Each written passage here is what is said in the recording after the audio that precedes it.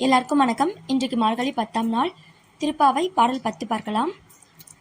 நூற்று சுவர்க்கம் புகுகின்ற அம்மனாய் மாற்றமும் தாராரோ வாசல் திறவாதார் நாற்ற துழாய் மூடி நாராயணன் நம்மால் போற்ற பறை தரும் புண்ணிய நாள் பண்டொரு நாள் கூற்றத்தின் வாய் வீழ்ந்த கும்பகரணனும் தோற்றும் உனக்கே பெருந்துயில்தான் தந்தானோ ஆற்ற அனந்தலுடையாய் அருங்கலமே தேற்றமாய் வந்து திரவேலு எம்பாவாய்.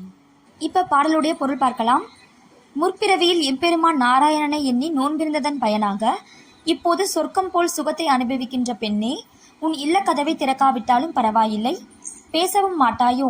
நறுமணம் வீசும் துளசியை தலையில் அணிந்த நாராயணனை நாம் போற்றி பாடினால் அவன் நம் நோன்புக்குரிய பலனை உடனே தருவான்.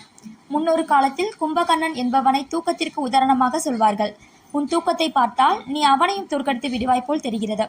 சோம்பல் திலகமே, கிடைத்தற்கரிய அணிகலனே, எந்த தடுமாற்றமும் இல்லாமல் கதவை திறந்து வெளியே வா.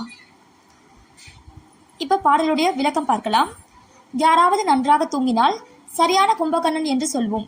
இது ஆண்டாள் பல்லாயிரம் ஆண்டுகளுக்கு முன்பே சொன்ன ஜோக் என்பதை இந்த பாடல் தெளிவுபடுத்துகிறது. நகைச்சுவை உணர்வு ஆயுளை அதிகரிக்கும், வாய்விட்டு சிரித்தால் நோய் விட்டு போகும் என்பார்கள். ஆண்டாள் நமக்கு திருப்பாவையின் மூலம் ஆயுள் விருத்தியை தந்திருக்கிறாள்.